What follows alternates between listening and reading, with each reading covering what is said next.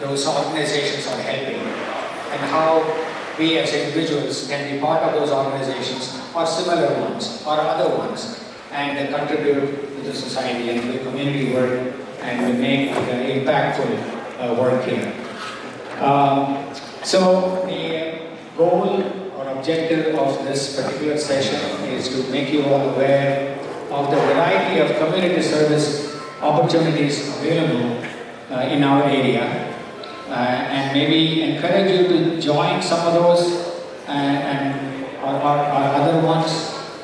Make you aware of many other opportunities available here towards the end. So, my name is Sewa. I will introduce myself a little later, but before that, I'm going to hand the microphone to the others here, the panelists, and ask them to introduce themselves.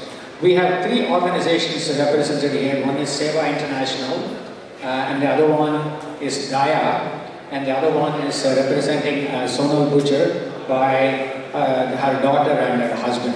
So I'm going to hand the mic to each one, and then they can mention their name and quickly talk about what they do, because that is a kind of an example I think you should all hear. Hello, my name is Gayatri. I work with DAYA. I'm an advocacy manager. I do a lot of case management, direct work, also community partnership, and a little bit of mentorship. Hi, I'm Christine Rajan. I'm the executive director at DAYA. I do a little bit of everything. Hi, my name is Sewa, Bhuchar, and I'm here with my dad representing the work that my mom did, the late Sonal Bhuchar. My mom was, and we'll probably have more time to talk in depth about all the things that she did, because we could spend a long time, but in short, my mom really believed in the individual's ability to make a difference in the community, and she had a lifetime of community service in various aspects of the community, but very largely she worked with the Fort Bend ISD School District. And ultimately she was elected to be on the school board as a trustee, where she committed 8 years of her life managing the budget there and doing a lot of work with the school district. She passed away 6 years ago, and after her death, the community rallied around naming a school after her. So there's actually a public elementary school named Sonal Bhuchar Elementary in Missouri City, and it's a huge honor.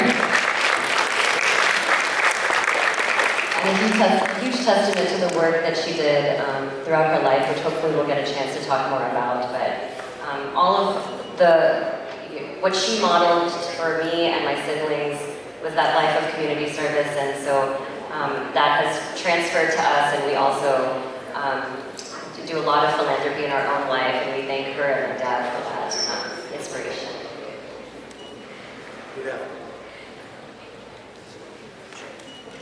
Check. Good afternoon, and happy Father's Day to, I see only youngsters out here, so I don't know if I should say that. Go back and say that to your dad.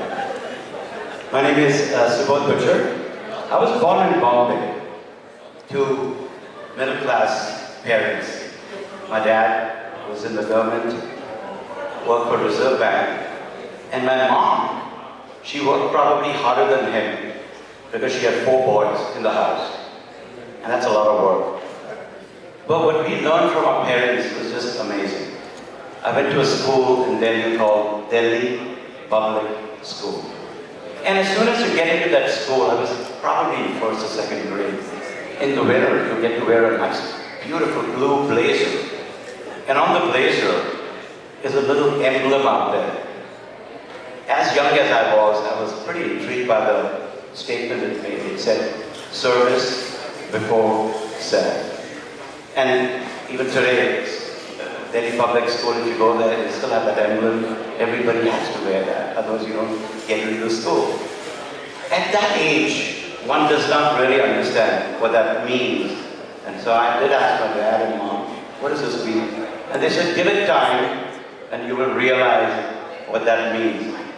And then, fast forward, I found out what it means. I married Sonal Bhuchar. And that's the lady that Sonal was just talking about, who inculcated that in our family. And I think later on we'll talk a little bit more about her and what she's done and how she's affected our lives. So go, Bhuchar. Hi everyone, my name is Arushi Suji. I'm here on behalf of Sewa. I served as the youth internship coordinator for last summer, in which I got to meet some incredible high school interns and college interns through a summer of amazing leadership and service. And I'm super excited to be here. Thank you. Hi everyone, my name is Samika Havli-Mane. I'm a rising senior at St. Ranch High School. Outside of school, I'm a sales and marketing and a business process intern at Southwest Mitsubishi, and I've been part of Sewa for around 6 to 7 years. I've been part of their lead and GIH program for 3 years now, and I've built a lot of leadership skills, and I feel like I've grown a lot as a personal individual too. Yeah, we have 6 panelists here, 2 moderators. Co-moderating with me is Vishnu Saragopan. Hi, I'm Vishnu Saragopan, and I'm a finance major at Texas A&M, and I play golf there as well, and I've been coming to the temple, this temple for many years with my parents, and I'm excited to moderate with Seishampo today. Yeah. As a quick follow-up, you may want to mention very briefly what DAYA does.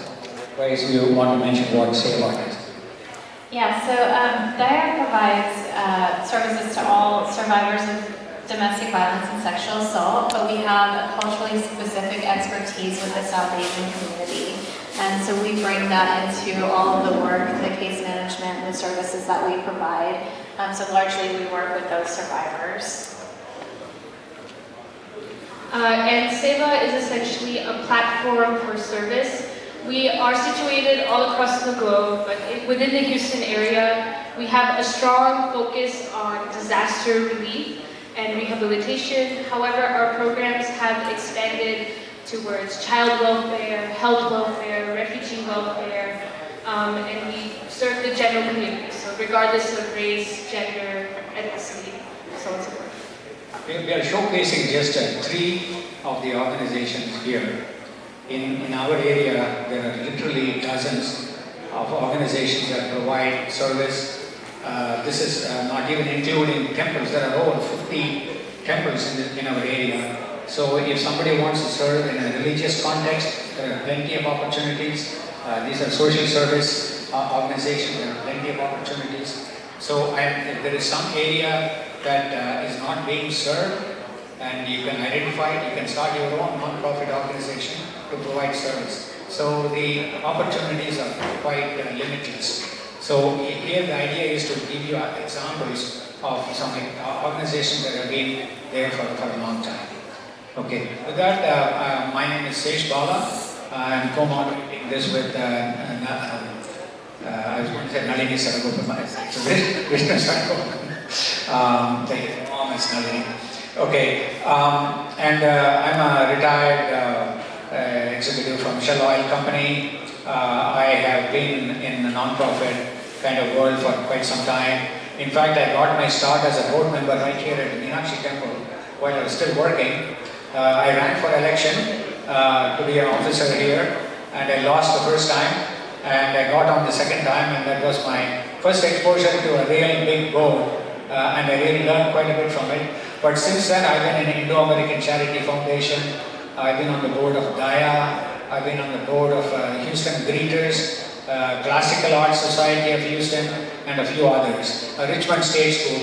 So I have been in several non-profit organizations and learned quite a bit, and very happy to have been part of it. Okay, now if you want to start your questions, go ahead. So, Adarshi, based on what you were just talking about, what is Sewa's goal and philosophy? And then also, I understand it's based off of Hindu values, so how easy would it be for someone that's non-Hindu, non-Indian to participate in Sewa's programs if they haven't been exposed to those values? So before I can get into Sewa's philosophy and goal, I think I first need to delve a little bit more into what Sewa really is. So we are a Hindu-based nonprofit that started as a movement in India and since then has spread over to 20 countries with over 43 chapters all across the world, with Houston being our first and our biggest chapter in the United States.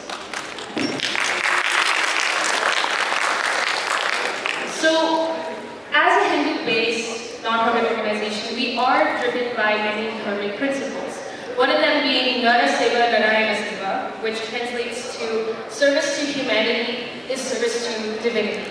And our main belief system is that when we are serving, we want to serve above and beyond ourselves. That's exactly what Seva means, selfless service.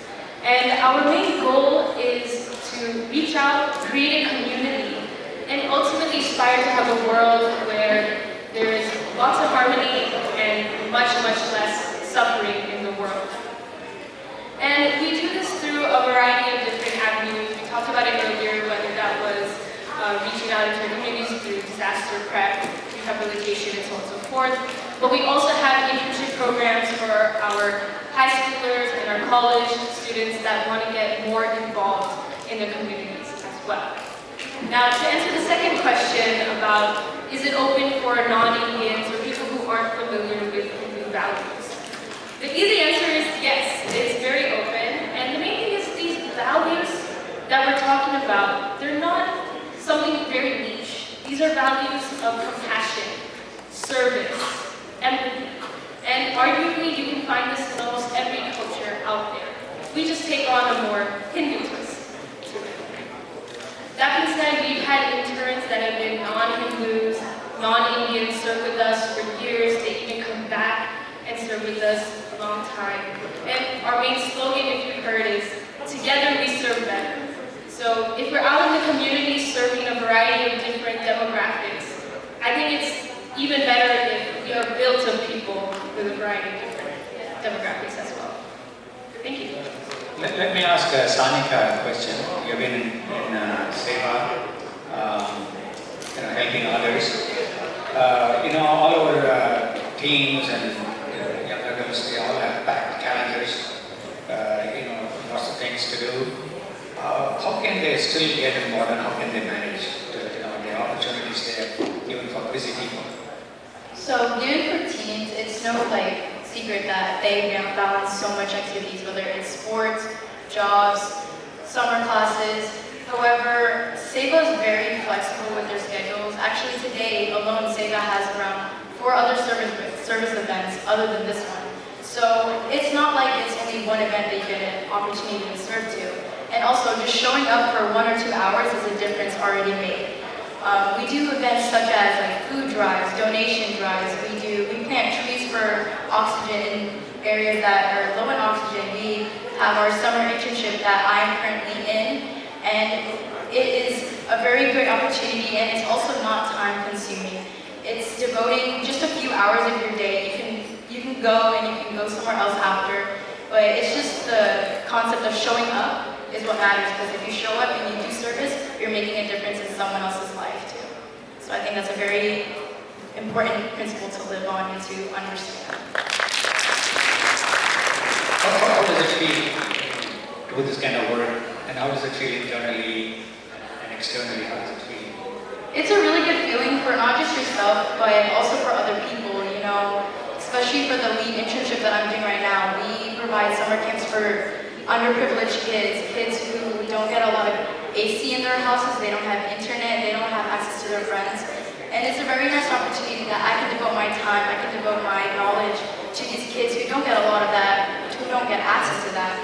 So it feels good, not just for myself, but also these people, seeing them laugh, have so much fun, and also it's creating a bond with these kids, not just kids, but also adults. But it's really good internally, but also to the kids that we are serving. One thing I remember very distinctly is soon after a hurricane here, the people who jumped into action to help anybody who was stranded, to give them rides. All this was actually done by Sewa. It's not for particular community, but for broad community, anybody who needed help. And then I go to India on a visit. I don't particularly remember what catastrophe it was. The thing I hear is Sewa was helping people over there. So they are all over the place, and it's really, really amazing what Sewa has. And thank you very much. Vishnu, do you want to take it? So Sunayana, I know your work takes you all over the world. Could you share a moment where you saw the real impact of your work? Yes, so I'm a physician, I'm a dermatologist, and I want to go back and talk to first for a moment about something my mom always shared with me and all of us growing up was, she always used to say, give of your time, give of your talent, or give of your money if you can't, if you don't have the time to actually volunteer, give of yourself in some way. And I have tried to take those words to heart throughout my life. So, growing up, because of her involvement in the Indo-American Charity Foundation, we always grew up and spent summers volunteering at the food bank, Houston Food Bank, Habitat for Humanity. But a couple of things that I took on with me as I got older. One is in college, I was one of the leaders of a Bharatanatyam dance troupe at UT Austin called Nritya Sangam. And we would put on 2 shows a year and pick a charity to donate all the proceeds to. So that felt like me kind of honoring my mom and that I was giving of a talent that I had, but we were transforming that into being a part of the community. The other way is as a physician, you're fortunately, one of the most important, amazing parts of the job is that you get to see the impact of your work all the time with your patients, but you also get to do that in unexpected ways. And so one really moment in my life where I felt like I was able to rise to that occasion was I got to save somebody's life on an airplane. My husband and I were we were in Africa just on vacation, and we were on a domestic flight from Tanzania to Zanzibar. And as a doctor, that's kind of like your fear when you're flying, like, are you going to hear, is there a doctor on board? But in this situation, I was sitting next to a teenage boy, and as the plane was taking off, first of all, the plane had no air conditioning. It wasn't working.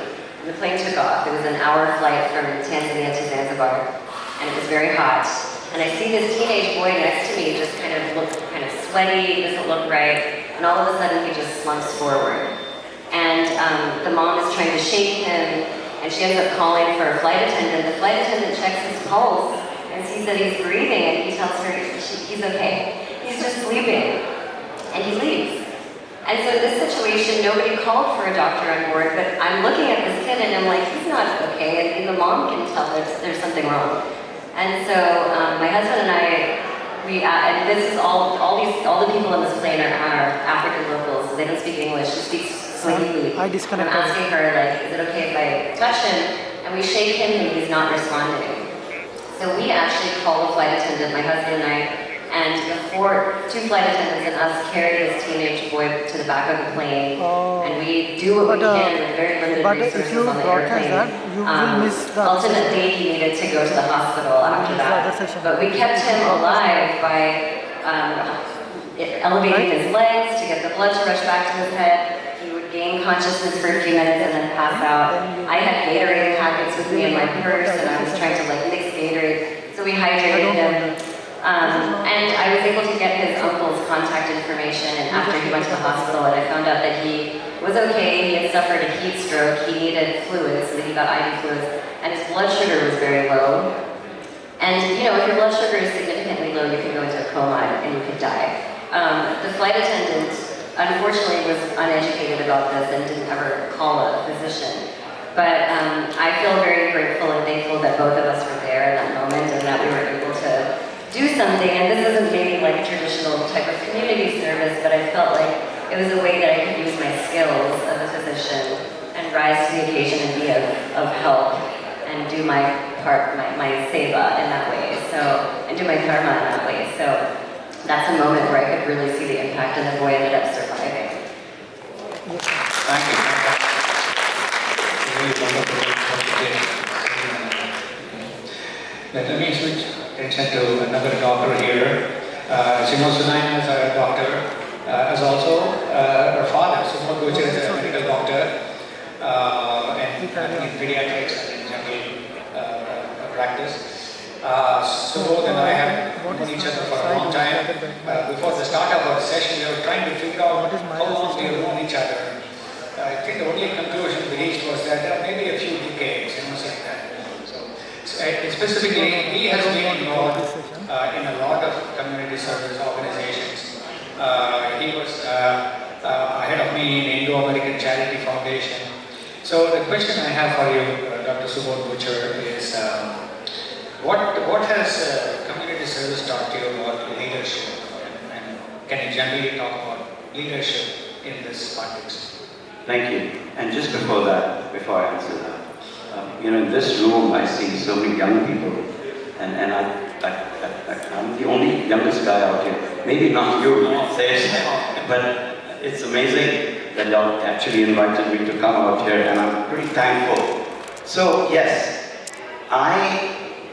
sometimes you volunteer into a charity organization. I really did not have time to volunteer into an organization. It got thrust upon me for some reason. I was goaded by Sonal and my friends that you need to get into this organization and do something for it. And charity, basically, then I learned that when you become charitable, you actually learn the traits of being a leader. You learn from the organization, how do you prioritize the mission of that organization? How do you deal with other people in that organization? It's like a soccer game. You have 11 people playing, you've got one coach. How do you make sure you sacrifice your shot into the goal, but give it to someone else who might be a better shooter? So you learn sacrificing when you become, when you involve in a charitable organization. So giving is very important, and you learn that. And as a leader, then you realize your responsibility. How do you corral everybody towards the mission of that organization? So, if I may just take one more second and talk about what Sunana said. In this room, I can see a lot of folks, a lot of youngsters who are going to probably profession of a physician. Can I see how many people actually are going to be physicians out here or want to be physicians? I know you're smiling, but I don't know about that. There are quite a few, right? One of the things that you learn, Sesh, as a physician is to do your job without expecting anything. And we heard that today. Lord Krishna said that again and again in Gita, that you do things without expecting anything in return. When Sunana and Gary saved that young guy, there was nothing in return they were going to get. And many times as a young physician, when I was hungry, I had to bring food to the table for my kids. I went 2 or 3 in the morning to take care of patients, but we never asked the patient, are you going to actually pay me? We just did our duty, and we forgot about whether we were going to get paid. Many times we never got paid. And that is, I think, what really counts in sacrificing your time, your family, and taking care of other people. Thank you. Thank you. Tasneem, could you talk to us about DAYA and what kind of individuals DAYA serves?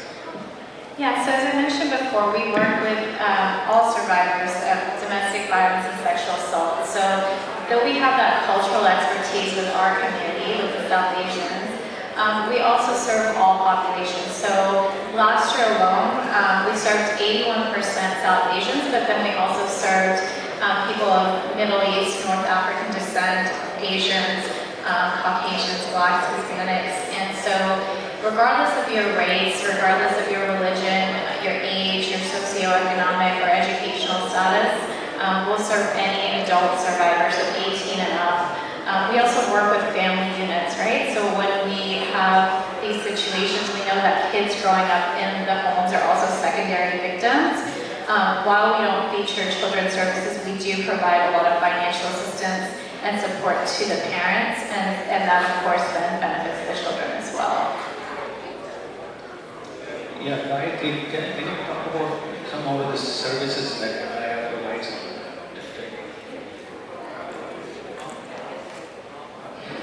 The feminine services that we provide it's not limited case management, counseling. We do offer legal services And we do it in such a way that we try very hard to break it down to a level that they would understand. So that includes speaking in their preferred languages. So we've offered services in multiple languages such as Hindi, Urdu, Punjabi, Gujarati, Telugu, Tamil, Malayalam, and others as well. And if we don't have a staff that speaks the language, we also use an interpreter to ensure that the clients fully understand what the process is, what steps need to be taken, and how to better advocate for themselves. We also offer, within the case management, we do goal setting to help clients reach their goals. So if they've come out of a situation, never worked in a day in their life, we'll work with them to, find a job, create a resume based on the skills that they already have. And some additional services that we offer is crisis intervention. We do a lot of safety planning. Safety planning comes into play as when someone is ready to either leave the situation, and if they're not ready to leave, providing them resources and options as to what that could look like. Sometimes a lot of clients just need to know that they do have rights and they do have options if they decide to leave. Thank you, guys. This morning, on the word Sewa, we also heard mental health being mentioned a few times here and there. And maybe see if we can talk about mental health and how DAYA helps in that area. Yeah, and I do want to add that, we served over 600 clients just last year. And so we do see quite a lot of individuals, and they're not just females, they're males as well. And so we know that domestic violence and sexual assault affects nationally 1 in 3 women and 1 in 4 to 1 in 7 men based on different studies. But we know that that number is highly underreported. In the South Asian community, we think that that abuse is closer to anywhere from 40 to 70% of all South Asians at some point in their life are going to experience, some sort of domestic violence or sexual assault, unfortunately, either within their relationships or non-intimate partner relationships as well. And so when we talk about mental health awareness, and specifically what we do at DAYA, we really work with healing that individual. We have really skilled counselors, licensed counselors that provide cognitive behavioral therapy, EMDR, other types of modalities. And we know that psychological, emotional trauma can really affect people for the rest of their life. And so counseling is really integral to our services, helping clients understand, the dynamics at play with healthy relationships, what you should expect in a relationship, what is not acceptable in a relationship. We do a lot of talk around safety planning in relationships with our population. And we also want to really break those dynamics of family violence, right? In our culture, sometimes we don't understand what abuse is. So there's a lot of explaining, what does abuse look like? What does it look like for me? And how do I reach a place where I'm healthy and change the pattern of relationships? And it is so critical because what we know in those family dynamics is, for our population especially, abuse isn't just within that intimate partner relationship, right? Sometimes it's our own families, it's in-laws and things like that. So we do a lot of education and awareness within our counseling. And then we also try to break that intergenerational cycle of violence. So we know for youth that are growing up in these homes and they're witnessing that kind of violence, they then think they normalize it, right? They think that it's part of an adult relationship. And so we then end up seeing a lot of teen dating violence. And then, especially for South Asians, we've known that from early childhood all the way to adult, that there's this spiral, just a cycle of violence that follows through the lifetime. And so without that counseling and that intervention, it's really tough for people to break that cycle. And so that's something that we really try hard to do within our counseling services as well. Awesome, thanks. And Basine had just touched on the services. Gayatri, could you tell us a success story of one of your clients that they've experienced through those services? Absolutely. So, first, one client that comes to mind is this person has been in a marriage. She arrived back home. They had moved from state to state, and she had 2 minor children at the time. And I remember we received an email. No, we didn't receive an email, sorry. The attorney had received an email and luckily reached out to us to inform us that there was threats of like a murder suicide situation. And it was like detailed out. And so I was asked for jury duty, and I had to call her immediately and say, you need to get out of there. In this situation, even though regardless of like what we may think or say, we truly believe in client autonomy. And so in this moment, the situation was so dire that I had to kind of really break it down with her as to what could possibly happen to her and her children if she decided to stay. In her mind, she had normalized disease for many years. So some of the things that I could say to kind of, and she said was, no, it's fine, he's mad right now and he'll calm down later, which is what we typically hear from clients. Like, this is normal, it's happened before, they'll be mad for a couple days, and then, they'll come back and apologize and everything will be fine. So in this situation, I was able to persuade her to leave, got her into a hotel, an emergency hotel, and then we did a shelter. So we don't have shelter of our own, but we are connected with partner shelters around the community. And so I connected her with a shelter that was nearby.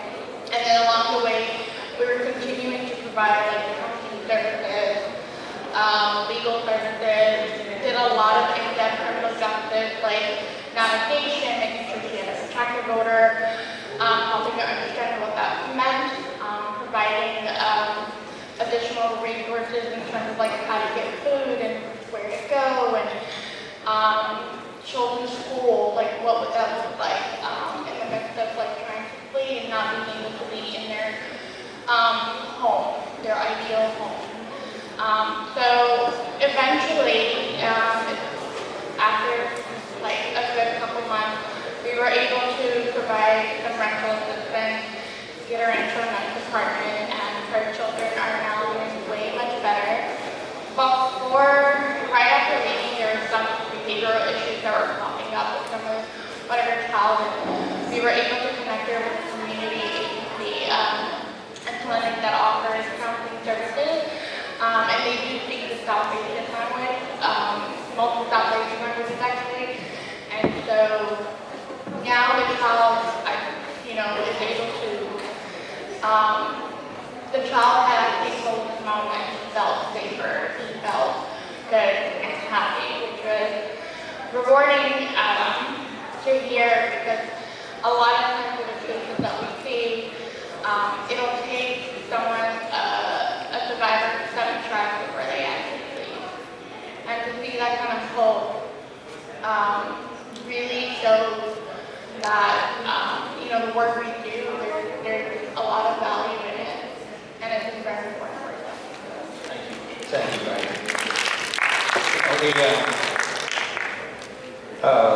We want to open up to questions from the audience, but before that, I might ask each organization very, very quickly if people want to get involved with your respective organizations. Can you just outline just 1 or 2 quick things, what can you do? So that's one thing. I'm going to ask one of you from Sewa to answer that, and likewise one of you about all the things that the Bhuchar family does, and also about DAYA. So if you want to start with Sewa. Yeah. So if you'd like to get involved with Sewa, the first thing is find a day and find a time if you want to come to serve. We have We are serving all throughout the week, weekdays, weekends. So just go on our website, our Instagram, social media, and we are always advertising where we're going to be, how you can sign up, and how you can show up to our events. We have a lot of youth here as students. We also have internship programs. We have a summer program, which is a little shorter, and we also have a year-long program for service. So if y'all are interested, that is also there for y'all as well. Thank you. One of you want to answer about that? Okay. Well, I will talk broadly first because my mom, really what drove her in all aspects of her life and especially in social service was this idea that you as an individual can make a significant impact in the community. And that's really important. My parents immigrated here 40 years ago, and everyone thinks about the American dream as coming here and building wealth and becoming financially successful. But I think my mom, what she saw in this country was how much power you have as an individual to make a huge change in your community, to help make communities healthier, safer, etc. And we were just talking about this. One of the first things my mom did was she noticed once a new elementary school was built in our neighborhood that kids were walking to school without sidewalks. There were no sidewalks on the walk to this particular school. And so she rallied a lot of neighbors to try to get this taken care of. And they went to the county commissioner's office, and it was first they were kind of like turned away. So they went back and they videotaped these kids walking on the street, and went back to the office, and they ultimately got sidewalks built. So they changed the infrastructure of the neighborhood. So this is, my mom was the kind of person who saw a problem, and instead of just complaining like most of us do, she went out and fixed it. And that was kind of the road to her, that was the beginning of her road. Then she went and worked in the PTAs in our schools growing up. We grew up in Fort Bend ISD, went to public school. She became PTA president, and from there on, she joined so many other organizations. One of which I'll talk about here, though, that was very important to her was the Fort Bend Education Foundation, which is a nonprofit organization that's formed with volunteers, parents, and community leaders in Fort Bend ISD that raise funds for the school district. So it's above and beyond what the school already gets, its own funding, above and beyond what local PTAs give. This organization has raised over $36 million in the past 30 years in the form of teacher grants. So teachers can apply for grants for whatever it is that they need in their classrooms, and then those get allocated. And my mom served on the board of Fort Bend Education for many years, and now I was recently selected to be on that board, so it's in the family. But I guess, if you are interested in being a part of that, or you live in Fort Bend ISD, these are the kinds of services that help prop up the school district, no matter what's happening politically, funding is being threatened, etc. These are the organizations that help continue services that are needed in school districts. And so Fort Bend Education Foundation is one thing I wanted to mention. May I just take a few seconds? And again, as busy parents, as so many are in this audience, and as youngsters that you guys are, I think these organizations are amazing, DAYA and Sewa, but it actually really starts from the house. You got to learn what you can do in the community. So as young parents, we were kind of, summer holidays were so long, you're like, what are we going to do with these kids? So we started getting them into the Houston Food Bank. You just take your kids to the Houston Food Bank. There are certain age criteria you got to use, and you start putting the cans in the sacks. You do that, and you put the sacks away, and people come and take this. That little act makes youngsters go back to that organization every year because they want to do it again and again. We also made sure our youngsters, as educated as they were, would help new immigrants who could not read or write or didn't have any computer skills. So there's a literacy council, for example, in Fort Bend County. And if your parents won't let you do that, or can't do that, or don't know about that, you heard about it today. You've got to step up and say, I want to do this, only then it's going to be done. Yeah, thank you for sharing that. Similarly, volunteerism has always been like a part of my family and growing up. And, if I could go back to the ages that you're at, I would say that not only is it rewarding and it kind of fills you up in a way that nothing else kind of does, I think a lot of you at this age, it's really hard to understand where you want to go with your career, with your professions. And so I did a lot of volunteering. I was wanting to be an attorney. And so I did, internships at the DA's office. I would volunteer at food banks. And it was a way for me to really kind of get my feet wet and understand what I enjoy doing. Ultimately ended up in the nonprofit world, but I would volunteer first with my very first jobs out of college were actually volunteer internships, unpaid, with family violence organizations, and that helped me realize I didn't want to go into law, that I wanted to go into a nonprofit profession. So I would really, encourage you guys to use it as a way to understand what your interests or where your interests really lie. And then specifically with DAYA, there's a lot of ways you can get involved. If you're under 18, we do things like backpack drives, donation drives. We have a little mandi, a little pantry in our facility now where we have South Asian specific foods. We give away groceries to our clients, and so we've had many high schools that will put together donation or backpack or hygiene item drives. And so that's something we encourage you if you're interested in doing that at your school. That's something you can do. And then if you're over 18 years old, of course there's other opportunities available. We do a lot of outreach events like this. We go out to communities and we do booths and education and awareness. And so that's a way to get involved. And finally, you talked a little bit about contributing financially. As a nonprofit, we do have, grants and things that are in danger at the moment. So we do encourage you. We're having our annual fundraising gala on September 28th at the Sugarland Marriott. And so our website is dayahouston.org. And whether you're attending the event or you want to come to our movie night that's September 25th that features some of our keynote speakers, we ask that you, kind of get involved in that way in giving back to the community. Awesome. Also, Sanika, how does volunteering with Sewa contribute to a volunteer's growth internally and externally? So I believe that the beauty of Sewa is that it provides so many opportunities for a person to grow both internally and externally. Internally, I would say that Sewa puts you in positions where you can explore different environments. Take the summer internship, for example. You're around people who don't have a lot of, access to a lot of basic necessities. And I think it just teaches you, compassion, it teaches you patience, and also a sense of responsibility. And it also teaches you initiative. So I obviously started volunteering with Sewa with my dad. I would tag along because I was either forced to or, they needed an extra hand.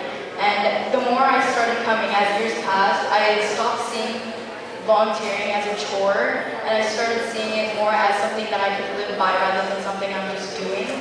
Externally, I would say it helps you develop natural skills that you will use as you grow up in the future. Our summer internship, our lead internship, actually provides meetings and lectures with local leaders, such as CEOs of businesses, judges at courts. We also meet with doctors at hospitals. And they just kind of give us a lot of insight on their career, how they've got there, the hardships that they went through, the career differences that they went through. And I feel like it's very good for at least our targeted teens, especially because I am also trying to go into college, and so it gives me a lot of insight of what I want to do in the future. So, and it'll help you later on develop these natural skills, and you'll use them way more. Great, thank you, appreciate it. We can now open it up. Anybody here who wants to ask any questions, either you can specifically ask an individual or the organization, or broadly ask anybody. So if I may request one of you to just hand in this microphone for me, I will read up the questions. Thank you.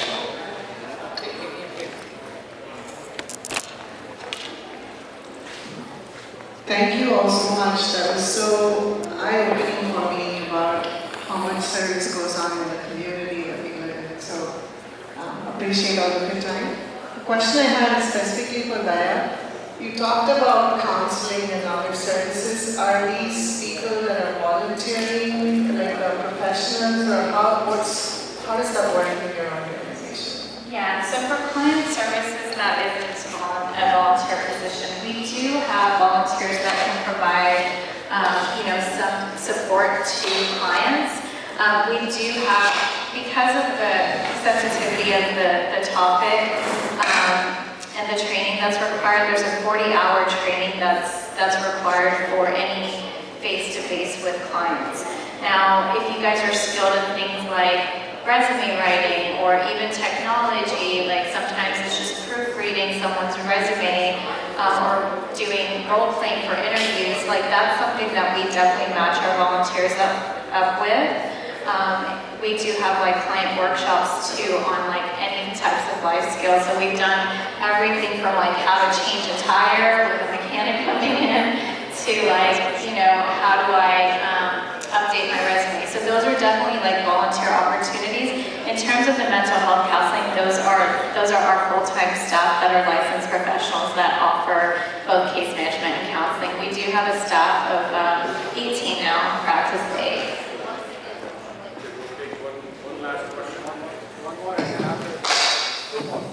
So, you actually work with